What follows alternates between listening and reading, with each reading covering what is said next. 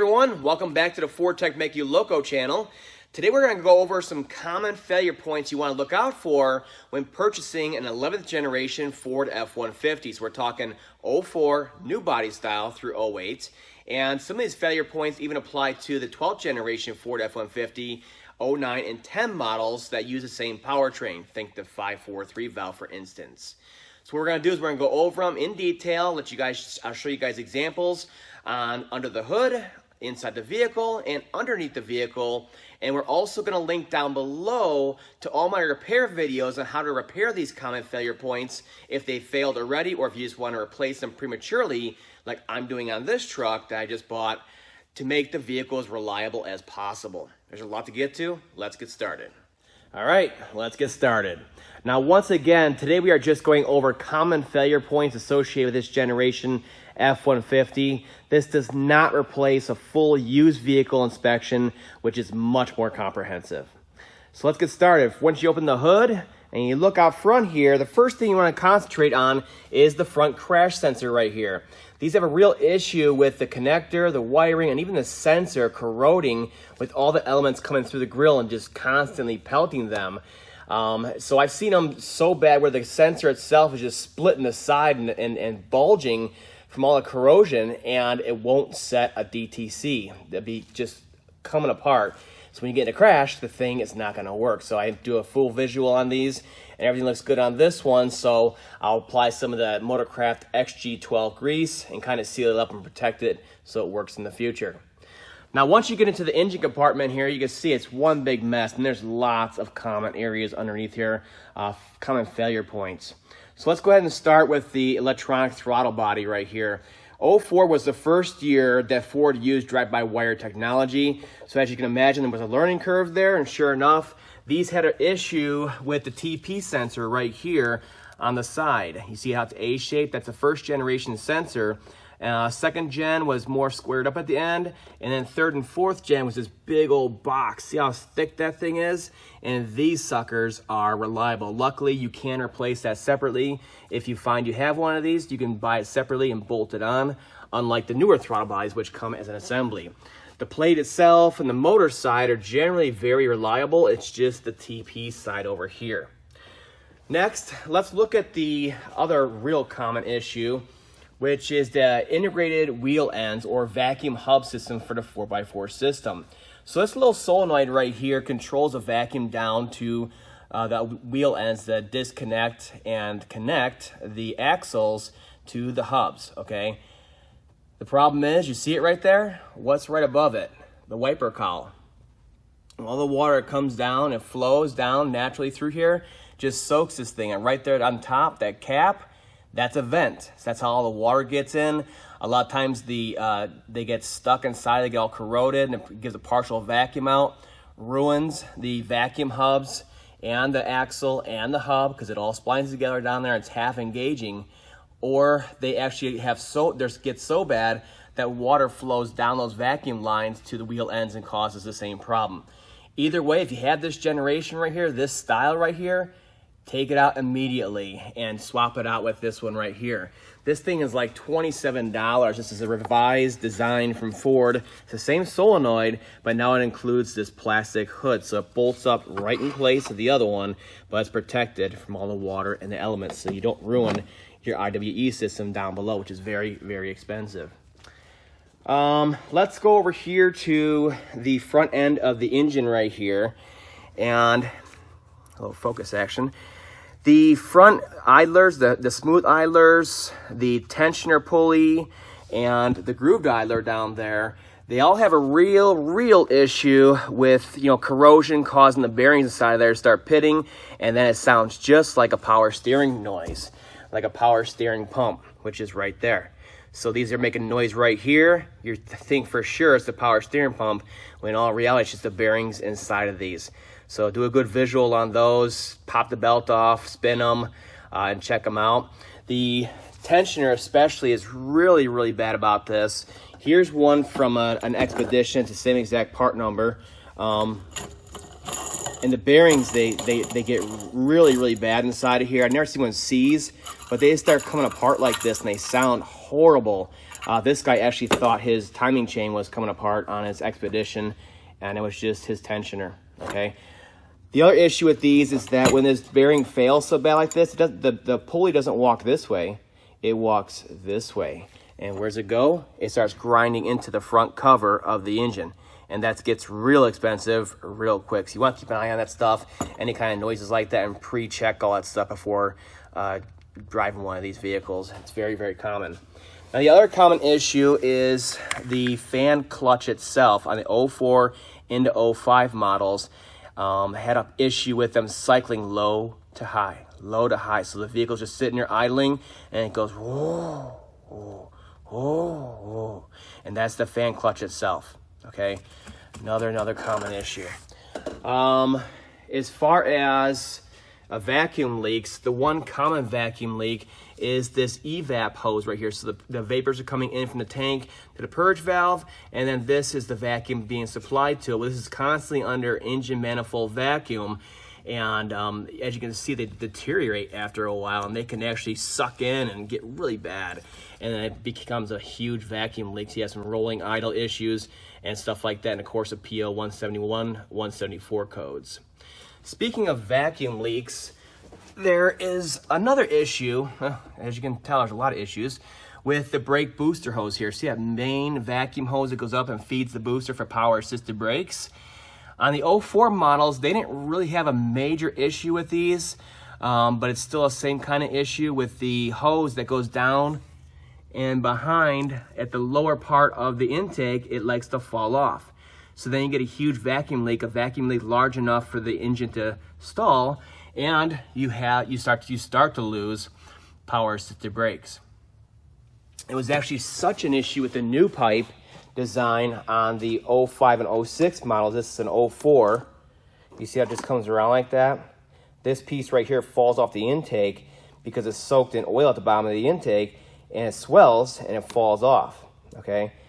Now on the 05 and 06 models, they had a different metal tube bracket, but they had a hose like this at the end of it, just like this, with no clamps though. So once that swelled up, it just kind of fell off. A real issue, and that's why there was a recall in the 05 to 06 models with this fancy little piece right here. So that's something to look out for. If you have any kind of lean codes, you want to go right after that. And make sure you check your brakes, see that they feel like they have power assist to them. Let me see what else is on my list here. Oh, there's a couple other issues on this side over here.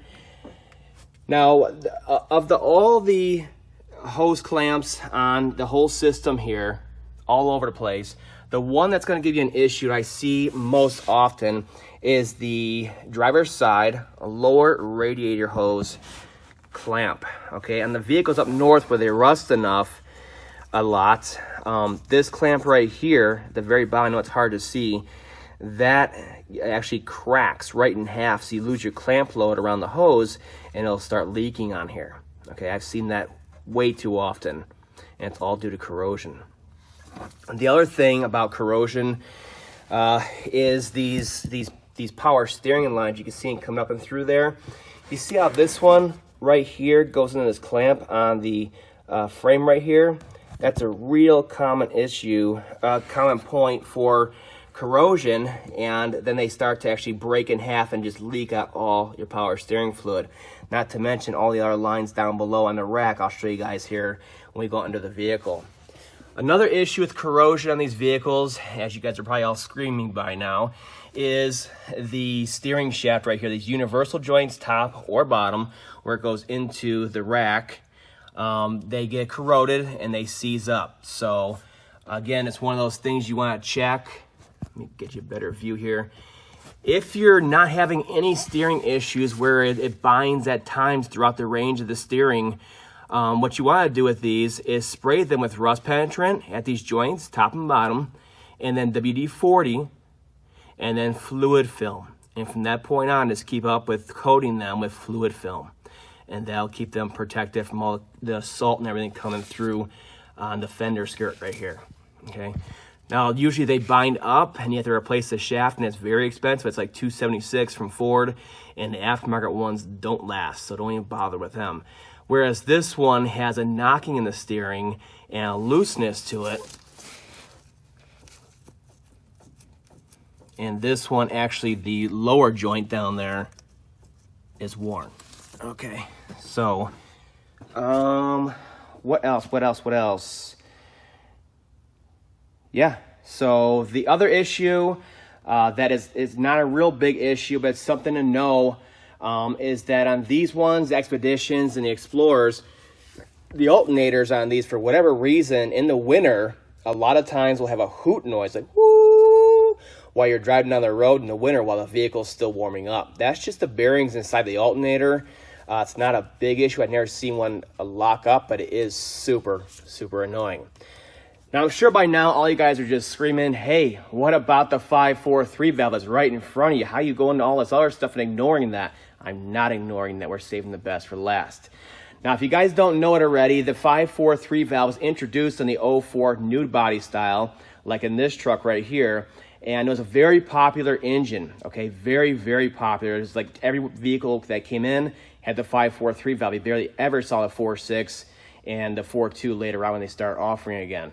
So the 543 valve is probably what we have, and I have a whole list of common issues with this engine on a playlist that I'll link to down below with all these other repairs that I'm talking about here. I'll link to all the repair videos down below so you guys can kind of fix them as you spot all these different things. Okay, the time has come to talk about the Ford 5.4 liter 3-valve Triton engine. Yes. Dun, dun, dun. Woo, this engine has a lot of engineering faults to it, but luckily the base block itself is very, very strong, like most Ford engines. It's everything that bolts on around it, so the timing set, the phasers, the valve train, the oil pump was inadequate. There's a lot of issues with all that stuff, but as long as you take care of the oil in there, and then you change out all these parts to the latest and greatest Ford parts, they'll last past 300,000 miles, no sweat. So since this engine is out, let's go over a couple of different noises you may hear from this engine and where they're coming from, okay? Now this truck right here is getting a new engine. That's why it's here, because the right-hand head, for one reason or another, was bone dry, okay? So it kept running, but the cam actually melted into the cam caps here, then they cracked under the pressure. So I'll have a whole R&R video on that and a teardown of this old engine too to see what the heck happened. So on this engine, everything, all its problems relate back to the timing set and the oil pump being inadequate on here, okay? There are some engineering faults associated with it, but it all comes back to that, and that's why I do timing sets all the time, to fix these and bring them back to life. So the most common noise you'll hear with these engines is at a hot idle, I mean full operating temperature, you'll hear that knocking noise right in this area in the valve cover, okay? And it sounds like maybe a rod knock or a lower end knock, but it's concentrated right here. That's the locking pin inside of the phaser. In general, they're okay to leave that way. It's just a noise. They're not actually going to come apart on these. Some of the earlier models, the 04 and 05, the first year for these phasers, they did come apart, but otherwise they are just fine, okay? It's the aftermarket ones that come apart all the time on you when they start making those kinds of noises.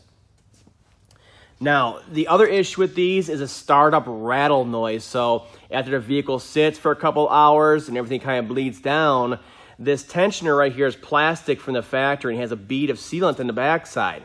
Well, that sealant blows out after some time, and then when you turn the vehicle off, everything kind of bleeds out.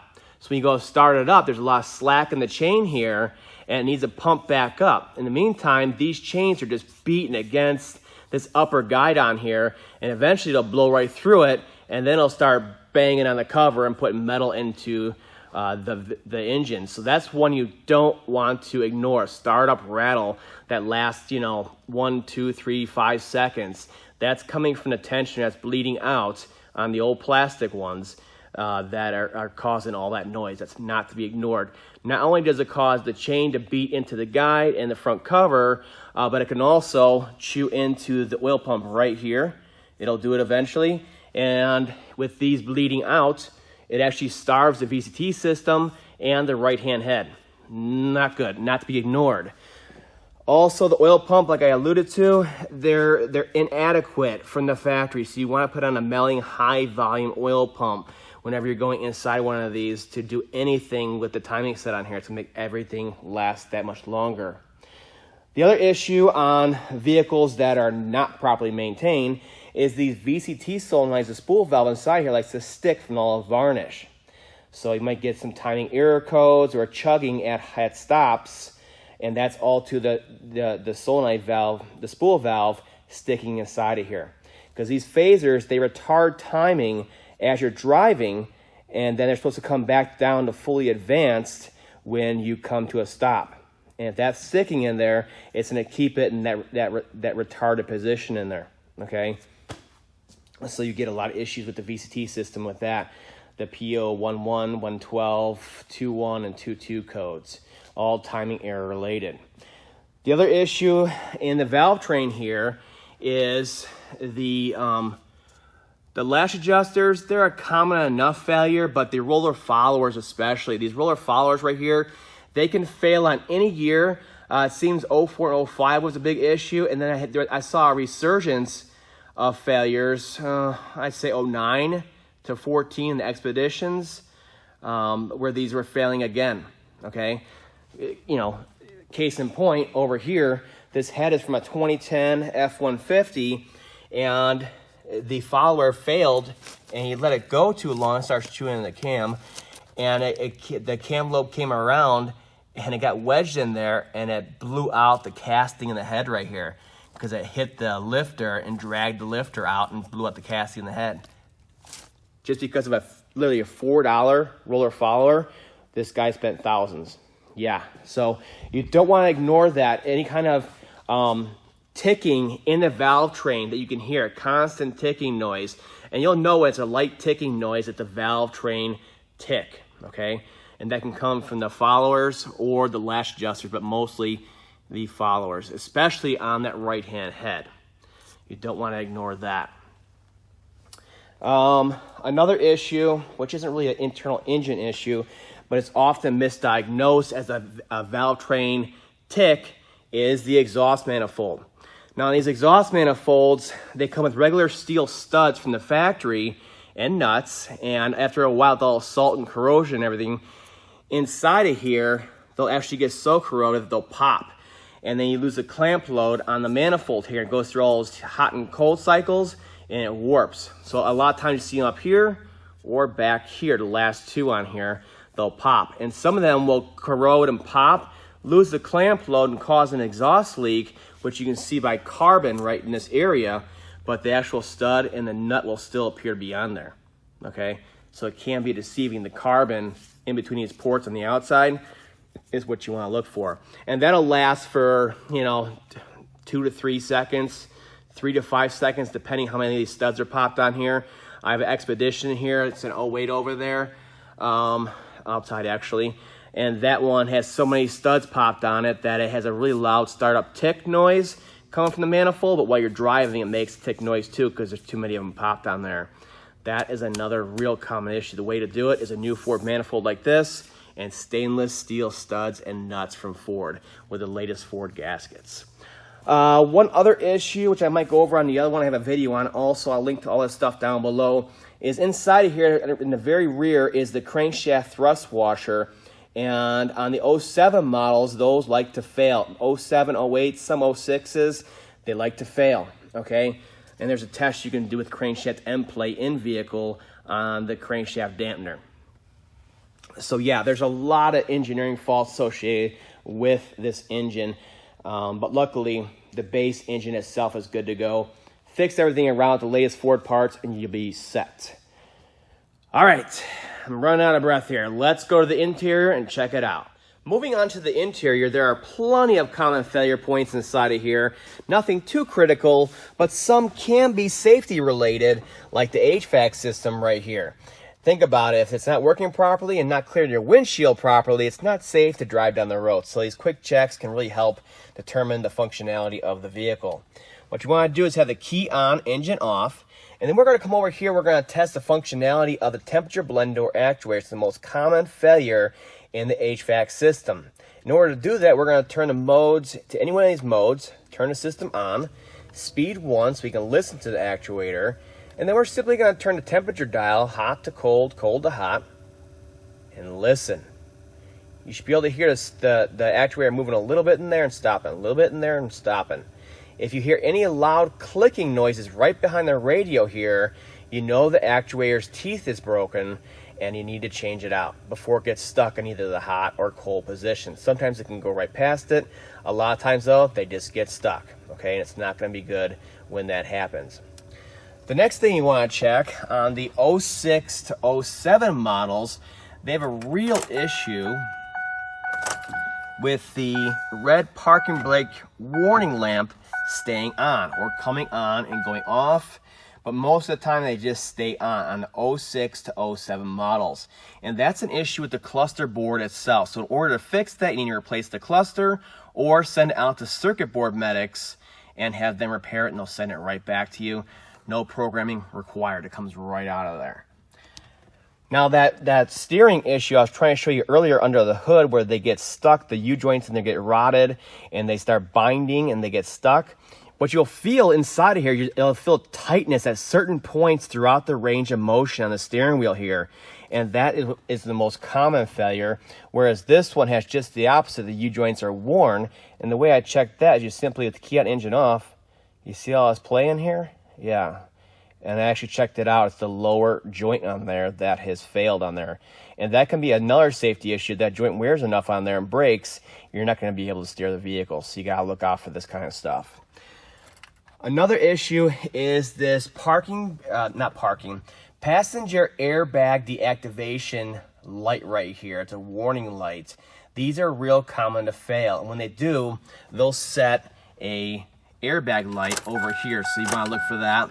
Turn the key on, it's gonna go solid.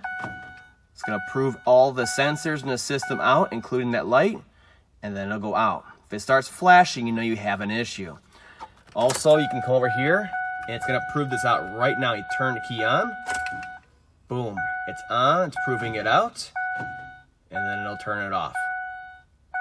Make sure that's working, because that whole thing, you just buy the whole thing. There's no individual bulb inside there to change out.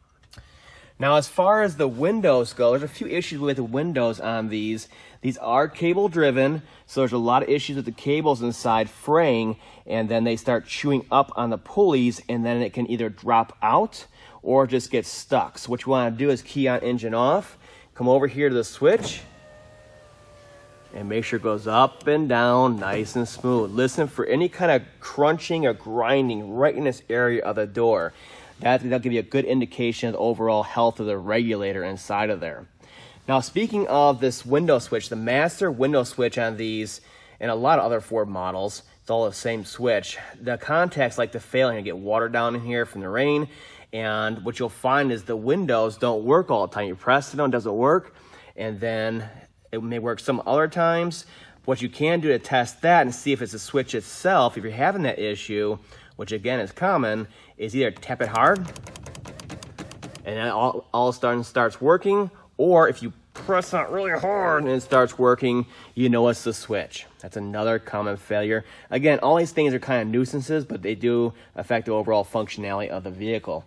Same thing with the rear slider windows. Rear slider windows are cable driven. It's these big long cable systems behind the seat here, and they have a lot of issues with the cables chewing up on those too, and dirt and debris in that slider track causing issues. So you want to check that out to make sure it's fully functional before it gets stuck in the open position.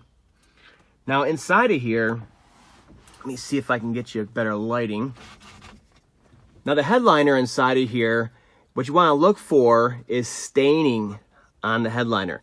That's an indication that the third brake light is actually leaking, which isn't a huge issue with the staining if you don't mind it, but the problem is on the regular cabs and the crew cabs, when this third brake light starts leaking, it leaks water inside of there, and there's like a channel on the sheet metal inside of here, and it comes down and it packs down in here, and it rots out the cab corners, not to mention it's leaking water inside the vehicle and leaving stains in your headliner. So those are all items you want to check on the inside of the vehicle. All right, let's go down below and check out the underside of the vehicle.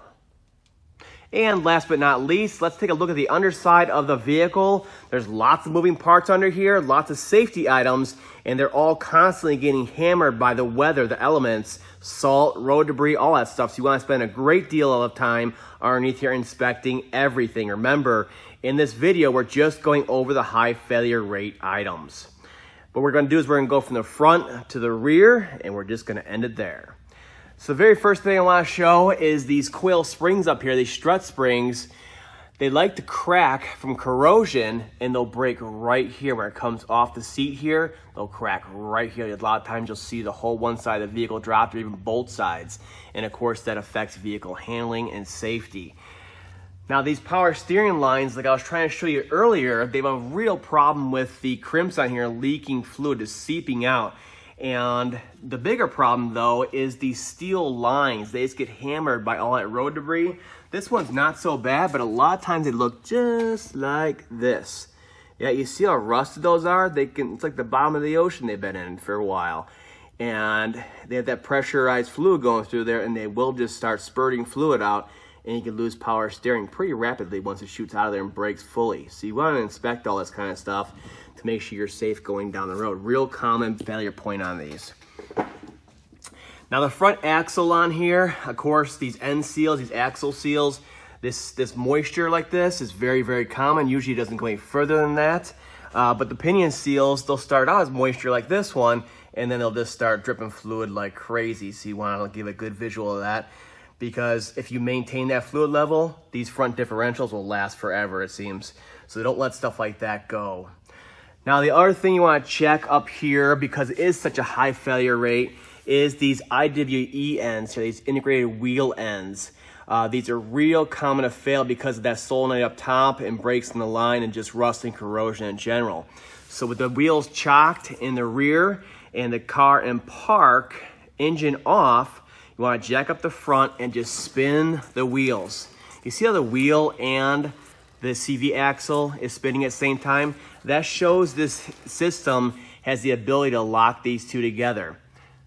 Over here, same exact thing. You want to check functionality of that wheel end, because a lot of times they get water on them, they get corroded, and they just don't lock, and they have a lot of issues with them on these vehicles, a lot. Also, what you want to do once that passes is go ahead and start the vehicle. Same thing, front end jacked up, wheels chocked in the rear, in park, idling. You should go underneath here and spin the wheels once again, and the wheel should spin, not the CV shaft. That shows the ability for them to disconnect going down the road. That's a really quick visual check of the IWE system. Moving on back here to the transmission. Of course, these are pretty darn reliable. The biggest issue is the overdrive servo in these, that the retaining ring likes to break and cause problems with fourth gear. Usually a 3-4 will just neutral out, but it can also cause a 4-3 harsh downshift also. I have a whole video on how to repair that, what to look for. Also, this shaft seal here on this manual shaft seal, you can see this one has a little bit of moisture to it. A lot of times, it'll just be dripping like crazy, coat the whole side here. And you want to maintain that fluid level, because if you do, these transmissions will last a long, long time. It's a tried and true 4R70 transmission, 4R75E in these ones. So it's a really good transmission if you maintain the fluid level and filter. Now, of course, the catalytic converters fail on all Ford trucks all the time. So you want to make sure you go ahead and you check the PCM for any kind of codes in there. If you're buying a used vehicle, don't accept the P1000. That means they went in there and cleared it. You want to make sure there's no codes in there at all. And these things actually pass because they are a common failure and they are expensive. Speaking of codes, you want to, of course, pull codes on all modules, because things like this transfer case shift motor, they have a lot of problems with the contact plate inside of here losing position. So it doesn't know where it's at, and it'll just kind of throw its hands up and give up. And that will set a code in the PCM, but it won't throw any lights in the cluster. Okay? So you got to realize that. Now, the other thing I want to show you guys is this right here, this ingenious design right here. It comes, this main harness comes out for the rear of the vehicle from the cab, which is fine. But then they have a splice connector right here, inside of here. And everything, water, mud, everything gets trapped inside of here. Yeah, and they can just be really packed inside of here with all kinds of mud and debris. And then it starts to go to work on these connectors and rotting them. So you have no starts, tail light problems, all kinds of problems, because this all feeds everything in the rear of the vehicle. Real common areas. So what I'll do is go in here, pull everything apart, clean with compressed air, and apply that XG12 electrical grease to kind of clean it up and make sure it's safe for the future and keep that moisture out of those connectors dry inside of there. Now, the transfer case on here, let's go to this real quick right here. These fuel filters on here, there's no problems with anything right here, but the fuel filters for the longest time had this little blue clip on here, and no one knew how to take it apart, so they broke them. And then the system never actually locks onto the fuel filter. You can see on this model and certain other models, depending on your box configuration, this attaches to a jumper and then goes to the fuel filter. And these ones are much easier to get off. So these ones generally don't break, whereas these ones on the shorter wheelbase vehicles, no one knew how to get them apart. So these things break, and if that thing pops off while you're driving, hits the exhaust, you're gonna have a major fire. All right, so that's something to inspect real quick. All this stuff is visual. Now the other thing is the input shaft seal on the transfer case likes to leak, and it'll leak transmission fluid into the transfer case. How do you tell? Make sure the vehicle's nice and level. You get up in here with a ratchet, you take this out, and it should just dribble out of here. If it's pouring out like that, quart, 2 quarts, whatever, that's not okay. That means that that input shaft seal is leaking. This one's not too bad, but a lot of times it'll just fly out of there. This is a fill plug, not a drain plug. That's the drain plug. So this right here means the transmission is leaking into the transfer case. Not good. All right, let's go back here. You see it's quality aftermarket exhaust system, just rotted away. Of course, pinion seals are leak. Sure, pinion seal leaks are common, sure enough. This one has that issue. Axle seal leaks in the rear back here are common also. Just a quick visual, like right here, you see this moisture right here? This one has the start of an axle seal leak. This one's got a little bit of moisture and crud, but you'll see drips forming right here. Yeah, that means you need to get in there and change the axle seals out. This one's starting right here. And finally, let's talk about some corrosion-related issues with these trucks. This one I'm starting to see now that these trucks are 13, 14, 15 years old. I'm starting to see the inboard side, the frame's just completely rotting out.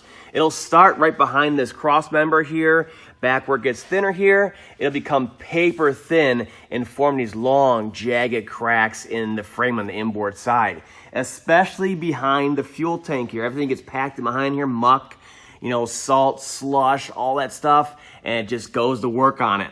Now you'll see it on the passenger side, inboard side also, but generally it's really bad on the driver's side. A video on how bad these can really get.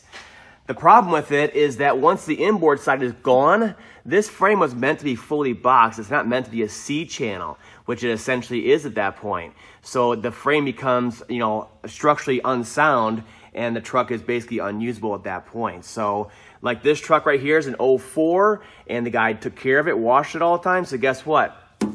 No problems on both sides. So it does come back down to maintenance too. The other issue is the front calipers. They're common enough to stick on these that I would say it's a common problem. Either the pads sticking in the bracket or the calipers themselves sticking. So you want to do a good spin of that after a long drive and getting them nice and hot. Back here, this is another common issue. It has to do with corrosion, but can happen at any time, is the fuel pump driver module up here above the spare tire. It's an aluminum housing, and they bolted it up to a steel cross member on there. So salt and dirt and everything is packed behind there, and galvanic corrosion ensues. And then it just rots right through the backside of the module to the circuit board, and you'll blow the fuse for the fuel pump. So you might die out, or have a no start condition, a P1233. When they get really bad, that connector right there will actually melt on these. Yeah, the new one from Ford actually has standoffs on it so you can get it away from the frame and prevent that in the future. Like I said, all these issues can be fixed with the latest and greatest Ford parts. One other issue back here, it's more of a tip, is this right here next to the license plate is a lock from Ford, and it's to prevent thieves from getting in there with their rod and stealing your spare tire. Very common item to steal. Guess what? With corrosion, these will actually lock up. The tumblers, and they'll lock up. So when you break down the side of the road and you go put your key in there to turn it, you can't get your spare tire either, buddy. Yeah, so a lot of times the ears on these will completely break off that lock it into here like this one did. So if you have one of these, before you break down the side of the road, go underneath there on the backside, just pry those ears and take this thing out of there and throw it away. Find some other way to lock your spare tire up. Don't rely on this lock up here. It's going to be a real fiasco on the side of the road one day. One other issue, because I know I'm going to get hammered about it, even though I don't consider it an actual common failure, it's more of an engineering fault, is the 543 valve spark plugs. They're unique, okay? So the early ones were a two-piece design here. So when you went to go change spark plugs, a regular routine, spark plug change, the hex here and the threads and even the porcelain sometimes will come out, no problem. But this tip right here will be stuck down in the head. Yeah, it's a real nightmare. At first, they were pulling heads and everything, and then the Lyle tool came out to get in there and extract these out of there. But that's on the early ones. After a while, all these had the SP515s in them, and these are the latest ones, the SP546s, and these are a one-piece design. So when you take them out, 80, 100,000 miles later, they come right out no sweats. But I did want to mention it. So yeah, that's all the common faults with this generation Ford F-150. As you can see, a lot of it's corrosion related and a lot of it has to do with engineering faults. So once you put the latest and greatest parts on there, these trucks are good to go. They're freaking workhorses, and that's why I bought one. That's all for now. I'll see you guys next time.